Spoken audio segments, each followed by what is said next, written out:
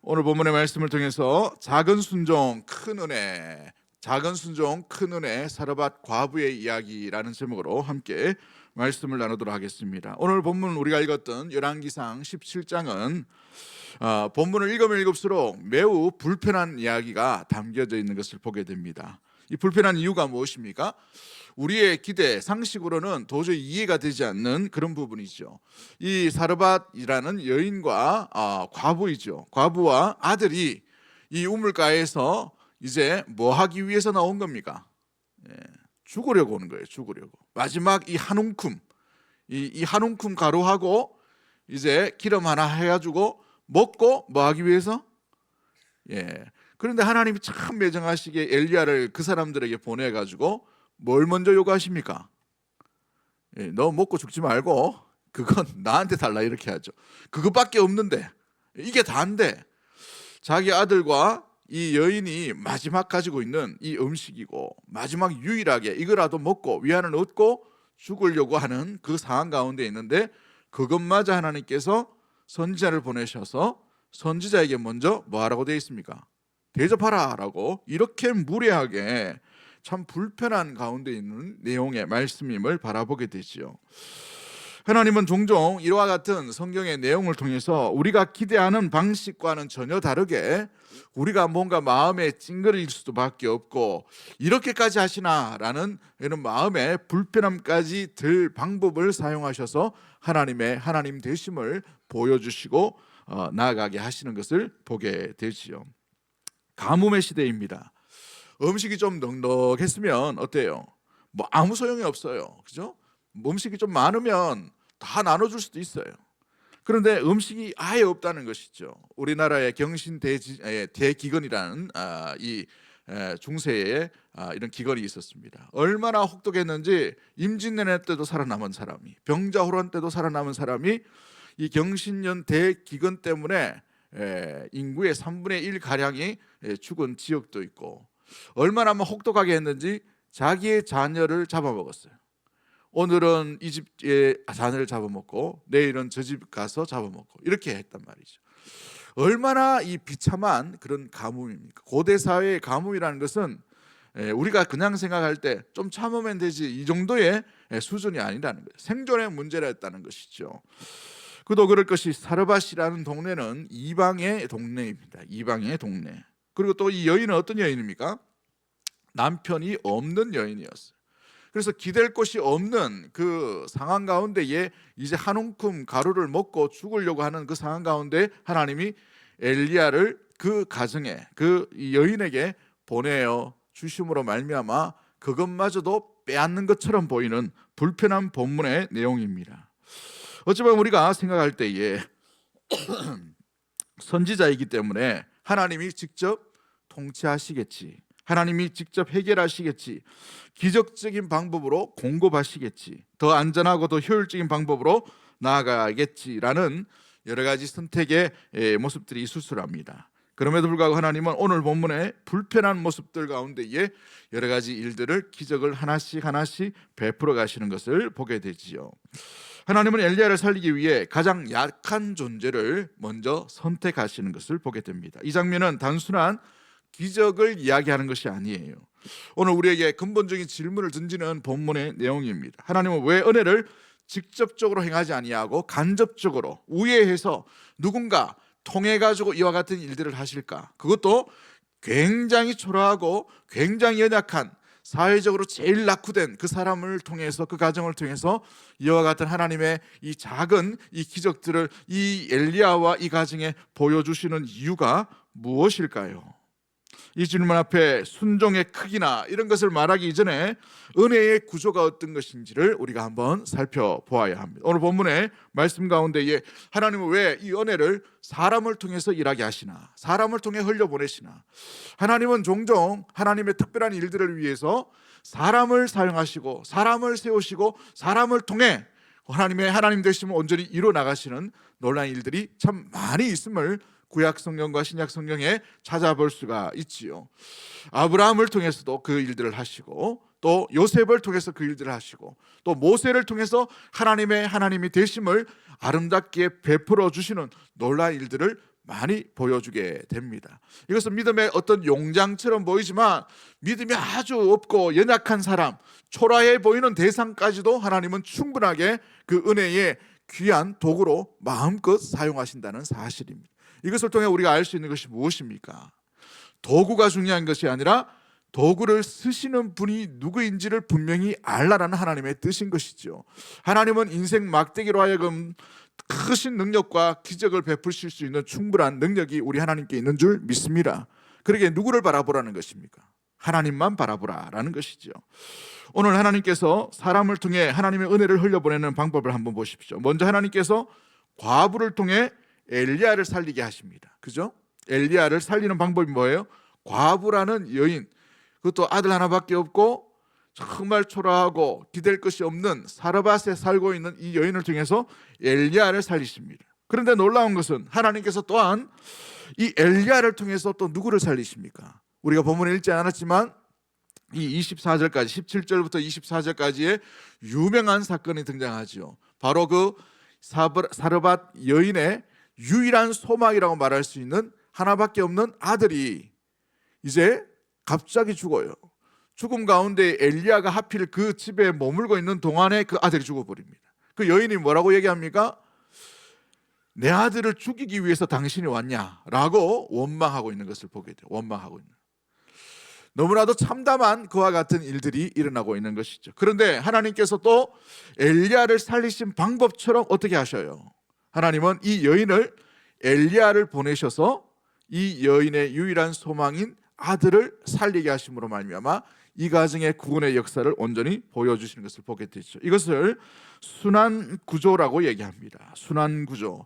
은혜는 직선적으로 뭔가 일직선으로 이렇게 임하는 것이 아니라 누구를 거쳐서 누구를 통해 누구를 이어서 이렇게 연결되어 있는 것을 보게 돼요. 하나님께서 엘리야를 통해 사르밧 과부를, 하나님께서 사르밧 과부를 통해 엘리야를, 이것이 보여주는 이 귀한 모습들의 내용들은 무엇일까요? 크리스토퍼 라이트라는 분이 구약학자인데 이분이 이런 말을 합니다. 하나님은 목적을 가지신 하나님이시며 그 목적을 언제나 누구를 통해 성취한다? 사람을 통해 성취한다고 돼요. 사람을 통해. 하나님은 전능하시지만 그 전능함을 관계없이 사용하지 않는다는 거예요.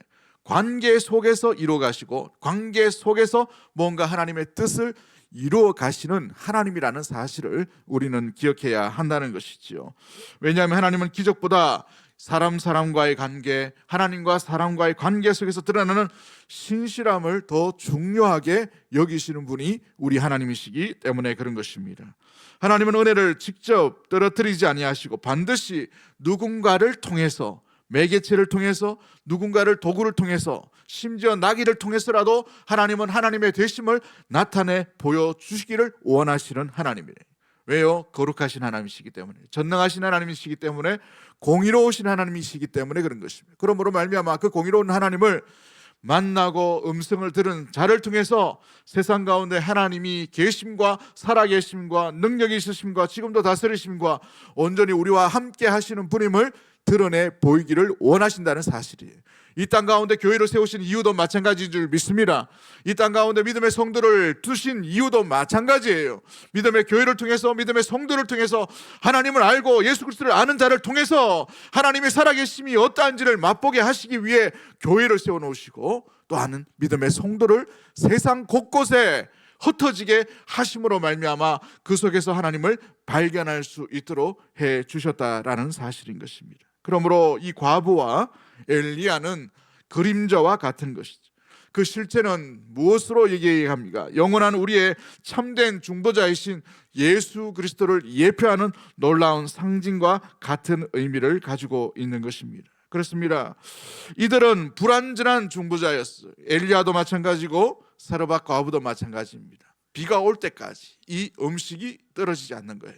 비가 올 때까지만이라는 제약이 있단 말이죠. 그러나 우리 주 예수 그리스도에서는 이 땅 가운데 하나님의 아들로 오심으로 말미암아 영원토록 모든 죄를 다 용서하신 전능하신 하나님이신 줄 믿습니다. 그 하나님의 아들로 이 땅 가운데 오심으로 말미암아 우리의 죄, 과거의 죄, 오늘의 죄, 내일의 죄까지도 모든 것을 다 용서하시는 놀라운 은혜의 하나님임을 잊지 않는 우리 사랑하는 대구동성의 모든 가족들이 되기를 주의 이름으로 간절히 축복합니다. 사라밧 과부에게 흘러간 은혜는 장차 오실 그리스도를 미리 비추는 은혜 가운데 있다라는 것을 기억해야 하는 것이죠. 왜 하필이면 이 사르밧 여인을 선택했을까? 무엇 때문에 이 여인에게 찾아가서 묻고 죽으려고 하는데 이 여인에게 가서 뭘 얘기합니까? 음식을 요구하는 이유가 뭘까요?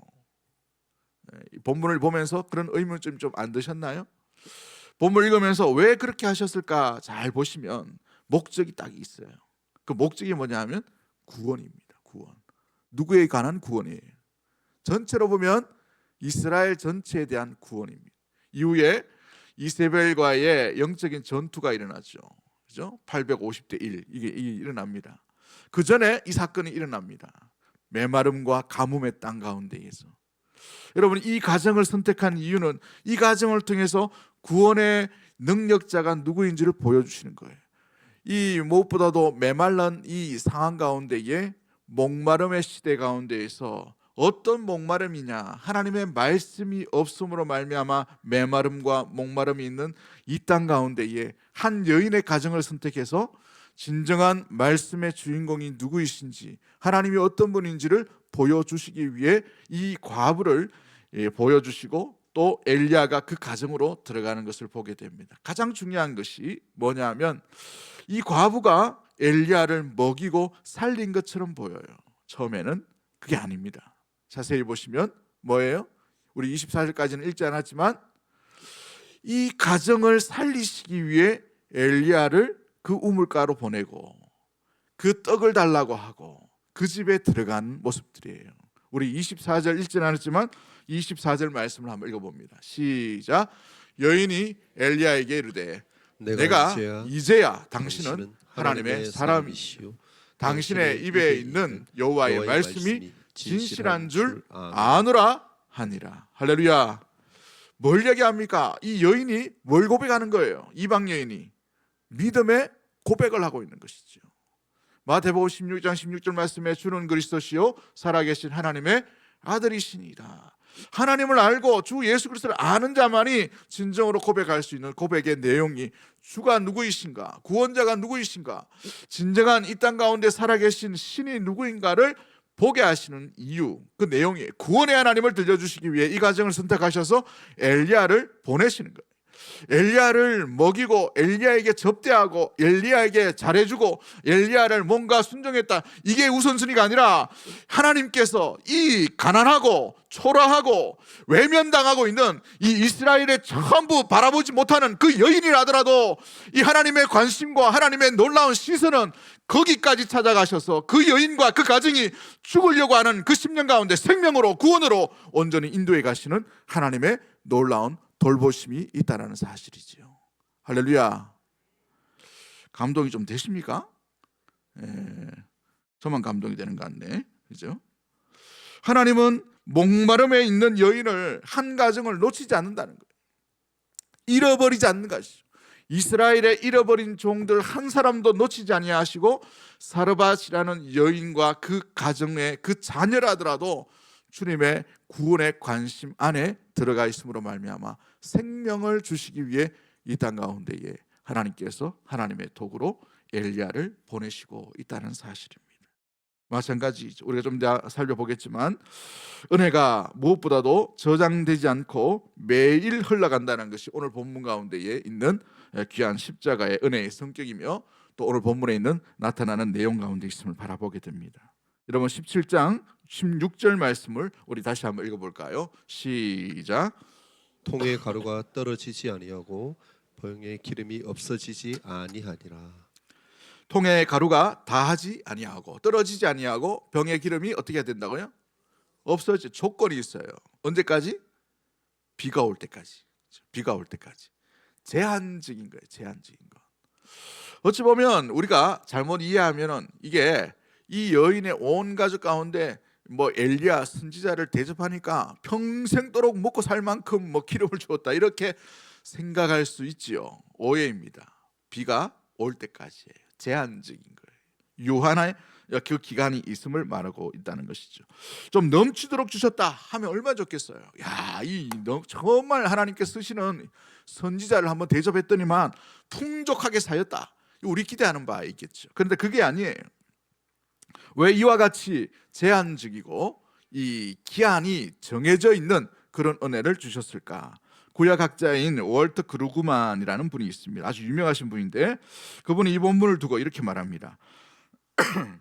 기적은 풍요의 기적이 아니라 의존의 기적이다라고. 한번 따라하겠습니다. 풍요의 기적이 아니라 의존의 기적이다.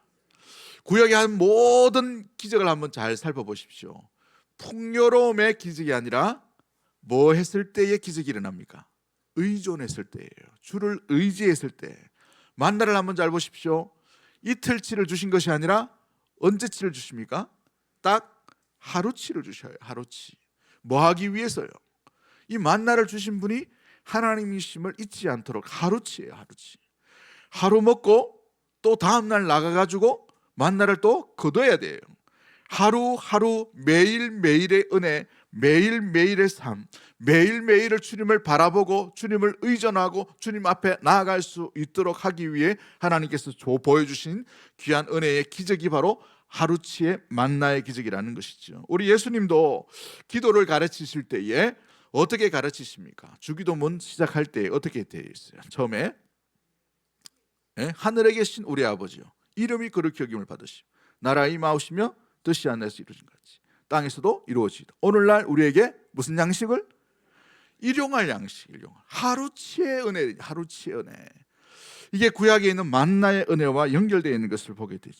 이 사르밧 과부의 집도 마찬가지입니다. 이후에 여러 가지 사건으로 말미암아 비가 곧 내려요. 그 언제까지 먹이는 겁니까? 비가 올 때까지. 뭘 의존하라는 것입니까? 하나님을 의존하는 것이죠. 하나님이 살아계신 24절 말씀에 당신은 하나님의 사람이요 라는 고백을 뭘 얘기합니까? 하나님이 살아계십니다. 내가 당신을 통해 하나님을 바라봅니다. 이 고백이에요. 그렇죠? 여러분, 그렇습니다. 이 집도 마찬가지. 은혜는 저장되면요, 여러분, 이 묶어가지고 계속 나만 이렇게 간직하면 이 은혜가 흘러가지 않아요. 내가 이 많이 가지면 가질수록 더 좋은 것처럼 보이지만 안 그렇단 말이죠. 소멸되어 버립니다. 그런데 이 은혜가 주께 의존함으로 말미암아 의존된 은혜를 흘러보내면 함께 무엇보다도 주님을 의지함으로 말미암아 그곳에 귀한 살아 움직임의 생명력이 넘치게 된다라는 사실이죠. 이것이 바로 십자가 은혜의 구조와 정확하게 일치하고 있는 모습들이 바라보게 됩니다. 우리 예수님께서 누가복음 9장 23절 말씀에 뭐라고 말씀하십니까? 같이 한번 읽어볼까요? 시작. 아무든지 나를 따라오려거든 자기를 부인하고 날마다 언제? 십자가를 지고. 시간을 이야기하죠. 언제요? 날마다요. 날마다 하루하루. 뭘 져야 됩니까? 자기 십자가를 져야 돼요. 일터에서도 마찬가지고 삶 속에서도 마찬가지. 날마다 자기 십자가를 지고 주님을 따르도록 우리를 부르셨다는 사실이죠.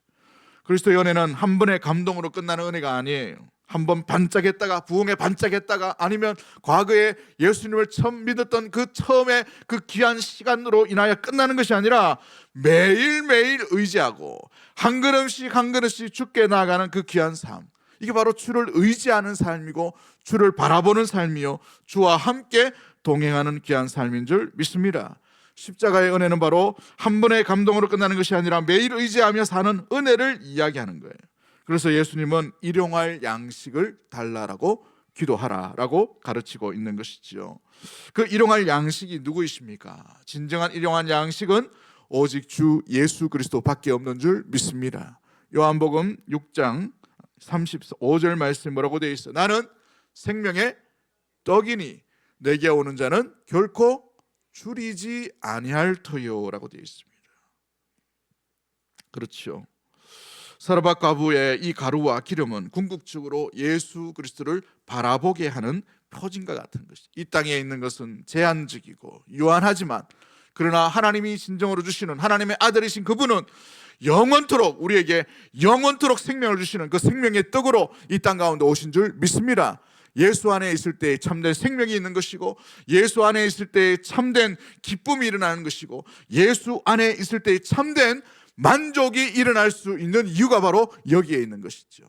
생명의 떡으로 오셨기 때문에 그런 것입니다. 세 번째 우리가 기억해야 될 것이 무엇입니까? 이 과부는 무엇보다도 주는 사람이 아니었어요. 여러분 잘 보시면 이 사르밧 과부가 엘리야에게 뭔가를 준 것처럼 보여요. 그런데 준 게 아닙니다. 주는 것이 먼저가 아니에요. 자기의 도덕적인 것, 자기의 어떤 깨끗함으로 말미암아 불쌍하니까 아이고 선지자 먼저 먹여야 되겠다 해서 나는 그냥 뭐 굶어 죽지 뭐 이런 마음으로 준 게 아니에요. 이건 도덕론이에요. 도덕론. 이런 모습들이 아니라는 것이죠. 마지막 떡을 들었기 때문에 복을 받았다, 이것까지 바쳤기 때문에 복을 받았다, 이런 단순한 1차원적인 이야기를 하는 것이 아니에요. 오늘 본문은 무엇보다도 과부의 이 귀한 드림이 어디서부터 나타나는가, 이 섬김과 이 봉사가 어디에서 드러나는가, 이걸 먼저 우리가 파악해야 하는 것이죠. 17장 14절 말씀 우리 한번 볼까요? 17장 14절 말씀 같이 한번 읽도록 합니다. 시작. 이스라엘의 하나님 여호와의 말씀이 나 여호와가 비를 지면에 내리는 날까지 그 통에 가루가 떨어지지 아니하고 그 병에 기름이 없어지지 아니하리라 하셨느니라. 여러분 우리가 시각이 항상 이 통에 가루가 떨어지지 않는 것, 기름병에 이 기름이 없어지지 않는 여기에 시선이 항상 머물 때가 있어요. 그런데 가장 중요한 것은 주어예요. 주어 누가 하셨다는 말이에요? 이스라엘 하나님 여호와의 말씀이. 이 가루가 떨어지지 아니하고 이 기름이 떨어지지 않는다라고 말씀하신 분이 누구예요? 여호와 하나님이라는 사실이죠. 그렇다면 이 여인이 엘리야 보고 그 떡을 주었습니까? 아니면 누구를 보고 이 떡을 준 거예요? 사르밧이란 여인이에요. 믿음을 찾아볼 수 없는 그 세대 가운데 왕도 타락해버리고 제사장도 벌벌벌 떨고 선지자라고 하는 사람도 다 숨어있는 그런 것 같은 영적인 목마름 시대 가운데 한 여인이 오히려 여호와의 말씀 가운데 뭘 하고 있는 거예요? 순종하고 있는 것이죠. 이방 여인입니다. 이방 여인. 그렇죠? 이방 여인. 여러분 우리의 믿음이 어찌 보면 겉으로 드러난 믿음일 수 있어요. 저 사람 보니까 40년 믿고 뭐 30년 믿고 하니까 믿음 좋아 보인다. 그건 우리의 생각이.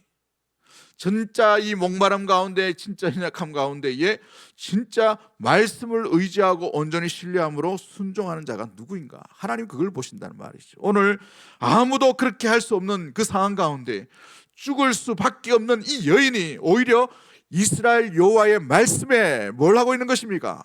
반응을 하고 있어요. 순종으로 반응을 하고 있단 말이죠. 이스라엘의 제사장도 타락해버렸습니다. 이스라엘의 선지자도 눈치만 봐요. 이스라엘의 레위인들도 수많은 제사장들도 다 타락한 그 상황 가운데에 이 사르밧이라는 이 이방에 살고 있는 그것도 과부인, 형편도 어려운, 먹고 죽을 것밖에 없는 한 움큼의 그 음식밖에 없는 이 여인이 뭘 하고 있다는 말입니다. 여호와의 말씀을 순종하고 있다는 거예요. 순종하고 있다.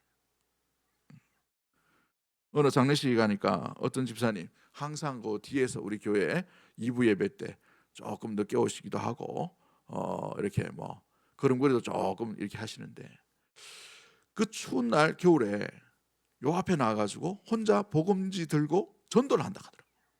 야, 남의 이야기로 놀라지도 않네. 저 깜짝 놀랐어요. 어우, 너무너무 대단하네. 남자분인데, 그죠? 너무 귀하시잖아요. 겉으로 보기에는 좀 이렇게 뭐 이렇게 허름하시기도 하고 그렇죠. 여러분 우리의 신앙은 주님만이 아시는 겁니다. 주님만이 판단하실 수 있어요. 어느 누구도 여러분 이 교회 안에서 어떤 누구도 판단할 필요가 없고 판단할 수도 없는 그런 모습이에요. 주님만이 우리의 귀한 믿음을 보고 계시는 것이죠. 아무도 그들도 보지 않는 이 이스라엘 공동체 가운데 그것도 이방의 여인이 이 영적인 메마름과 무엇보다도 고통밖에 없는 이 메마름 가운데 이 가뭄의 때에 여호와의 말씀을 목숨을 걸고 지키고 있다는 사실입니다. 좋은 환경에 있는 여인이 아니에요. 아무것도 없는 상황 가운데 자기 아들과 먹고 죽으려고 하는 그 처절함 가운데서도 뭘 하고 있다는 말이에요. 여호와의 말씀을 순종하고 있다는 거예요. 여호와의 말씀을 따라서 믿고 엘리야에게 그 한 움큼 남은 가루와 그 기름 한 움큼을 온전히 떡을 만들어서 대접하고 있는 것이죠. 단순히 섬긴다, 단순히 드린다 이런 차원이 아니에요. 주를 신뢰하지 않고서는, 주를 믿지 않고서는, 주의 말씀을 온전히 붙들지 않고서는 이루어질 수가 없는 내용이 바로 오늘 우리가 읽은 이 본문의 내용인 것입니다. 그러므로 말씀이 먼저 있었고 그 말씀에 순종함으로 반응함으로 말미암아 이 약속의 말씀을 붙든 그 아름다운 순종이 그 약속의 말씀의 능력과 기적의 복으로 임하게 된 줄 믿습니다. 그러기에 사랑하는 성도 여러분, 은혜는 결과예요. 뭐의 결과입니까? 약속의 말씀에 대한 신뢰와 순종의 반응 가운데 드러나는 결과로서 하나님께서 우리에게 은혜를 베풀어 주신다는 사실이죠. 우리는 먼저 그리스도께서 자신을 내어주신 은혜를 경험했기에 순종할 수 있는 존재가 될 수 있게 됩니다. 이것이 바로 복음의 놀라운 구조라는 사실이지요. 주님이 우리 가운데 먼저 오셨습니다. 오셨기 때문에 우리가 주님께로 나아갈 수 있는 길이 열리게 된 거예요. 우리가 먼저 은혜 가운데에서 내가 은혜 받았다, 아니면 내가 이런 삶을 살아갔다 결단하고 의지하며 이것이 먼저의 반응이 아니라 주께서 우리 가운데 오심으로 말미암아 은혜의 사건과 은혜의 일과 은혜의 동기가 발동이 되므로 그 일에 우리가 어떻게 반응하는 거예요? 순종함으로 반응하는 거예요. 순종함으로. 순종이 어떤 것입니까? 주님을 신뢰하는 거예요. 어떤 상황에서도 메마름과 고통과 절망의 그 순간에도 어떤 사람도 다 순종하지 않는 상황이라 하더라도 주만 바라보는 그 심령. 그래서 하나님께서 이 엘리야를 사르밧 여인에게 보내신 이유인 것입니다. 이 땅 가운데 믿음을 보겠느냐. 이 메말라버린 이 상황 가운데 누가 나의 마음 가운데 나의 말을 들을 귀가 있어서 그 말에 귀를 기울이며 순종의 반응을 보이는 자가 누구냐 보여주시는 사건이 사르밧 여인을 만나시는 사건이라는 사실이죠. 그렇습니다. 사랑하는 성도 여러분, 주님께서는 지금도 우리에게 그 귀한 은혜의 귀한 구조들을 우리에게 보여주시려고 하십니다. 은혜를 베푸시고 누가 이 땅 가운데에 이 영적인 혼란기 가운데에 진정으로 주를 따르는 자가 누구인가? 누가 진정으로 주의 말씀에 반응을 하며 순종을 하고 나아가는가? 어떤 형편과 어려움과 좌절과 눈물과 고통과 아픔이 있어요. 없는 인생이 어디 있겠습니까? 다 있단 말이에요. 이 영적인 메마름 시대에 수많은 말씀이 홍수처럼 들리지만 말씀대로 살지 못하는 이와 같은 이 영적인 혼란기 가운데 누가 과연 이 땅 가운데에 진정으로 주의 마음의 말씀을 따라 신뢰함으로 순종의 길을 걸어가나? 그 순종의 발걸음을 나아가는 교회가 어디인가? 이걸 보고 있다는 말이죠. 주님의 찾으심에 저와 여러분의 또 모습과 가정과 교회가 온전히 나아가게 되기를 주의 이름으로 간절히 축복합니다. 그러기에 이 순종은 은혜의 조건이 아니라 은혜에 대한 반응이라는 사실이에요. 지금도 말씀하시죠. 주님께서 우리에게 말씀하실 때 그 말씀을 흘러들거나 아니면 잊어버리거나 놓쳐버릴 때가 있어요. 그러나 어떤 자는 그 말씀에 반응을 하게 됩니다. 묵묵히 아무것도 없지만, 가진 것이 없지만, 비교 대상 될 수도 없는 그런 존재의 모습의 형편은 있지만 그럼에도 불구하고 주의 말씀이기에 주님을 신뢰함으로 그 귀한 말씀을 따라 묵묵히 살아가는 것을 보게 되시죠.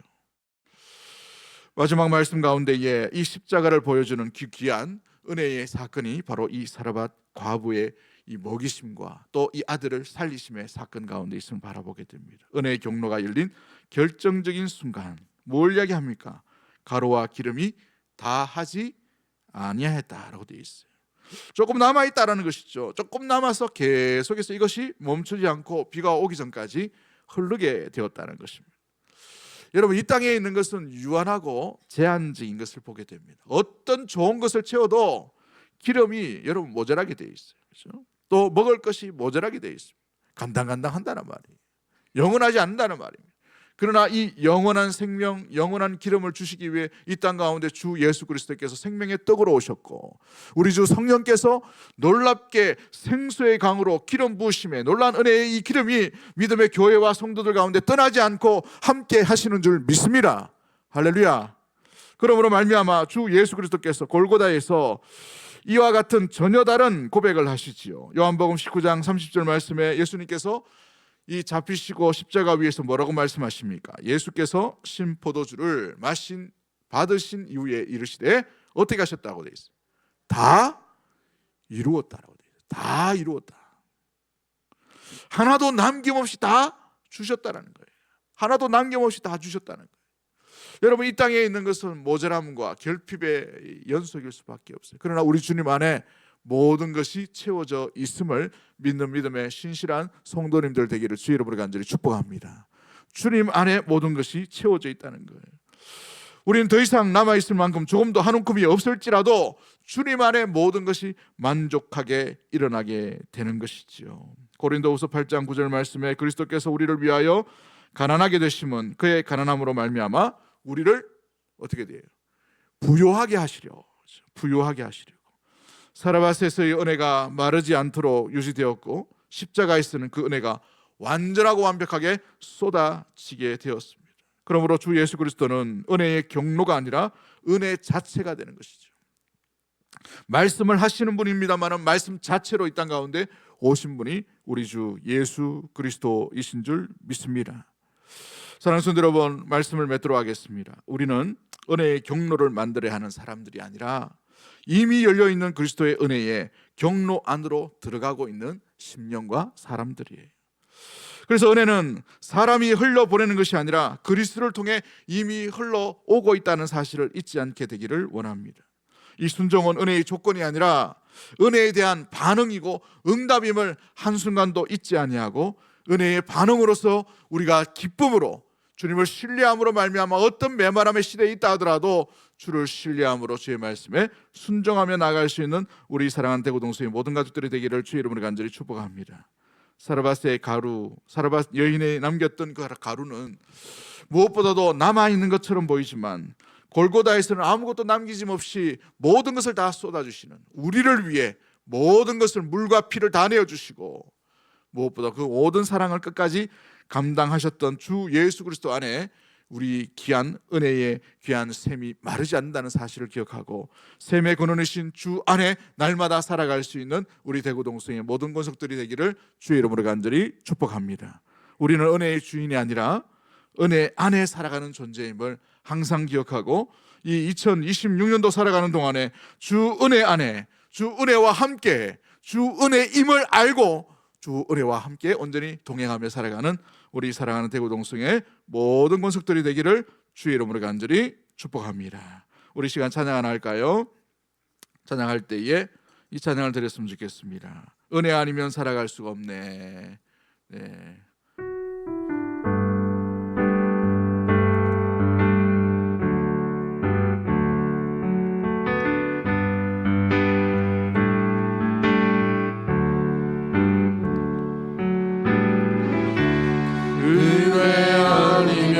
살아갈 수가 없네.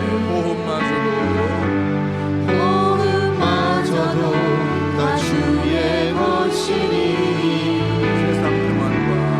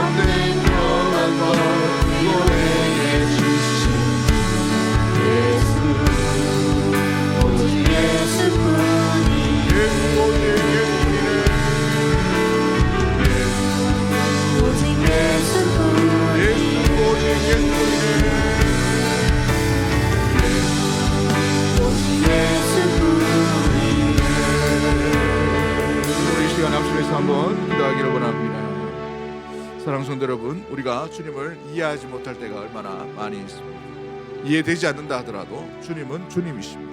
우리의 이해보다 더 월등하고 더 능력이 많으신, 지혜가 풍성하신 하나님이신 줄 믿습니다. 우리가 다 이해하지 못한다 하더라도 주님을 온전히 신뢰할 수 있는 우리 믿음과 이 2026년도가 되게 해달라고 한번 기도하기를 원합니다. 주께서 주신 은혜만을 바라보는 것이 아니라 주님 주신 말씀에 우리가 반응을 하며 또 그 말씀 가운데 흘러버리지 아니하고 주께 신뢰함으로 순종할 때에 은혜가 내려지게 되는 것입니다. 오늘 2026년도 이게 우리 가운데 점검이 될 수 있도록, 정명이 될 수 있도록, 삶에 이어질 수 있도록, 삶의 고백이 될 수 있도록, 이 사르밧 여인이 귀한 고백 가운데 나아갔던 것처럼 당신의 하나님이 진짜 하나님이다, 당신의 말씀이 하나님의 말씀이구나, 이것이 우리 가운데, 우리 가정 가운데 온전히 일어날 수 있도록 주님 붙들어 달라고, 우리 사랑하는 남편, 사랑하는 아내가 바로 귀한 믿음의 통로, 주를 신뢰하는 은혜의 통로로 아름답게 쓰임받을 수 있도록, 우리 사랑하는 자녀들이 그런 귀한 복된 은혜의 귀한 아버지 통로가 될 수 있도록, 우리 가정이 바로 주님의 은혜의 기적을 체험하는 은혜의 귀한 통로가 될 수 있도록, 우리 사랑하는 대구 농성교회가 바로 그러한 은혜 가운데에 깊숙이 주와 함께 동행하며 은혜의 현장 가운데에 주를 높이며 살아가며 온전히 나갈 수 있는 복된 우리 귀한 교회와 신명과 가정과 교회가 될 수 있도록 우리 자녀들 축복하며 우리 주여 한번 외치고 동성으로 합심해서 주신 말씀 생각하며 기도하도록 하겠습니다. 주여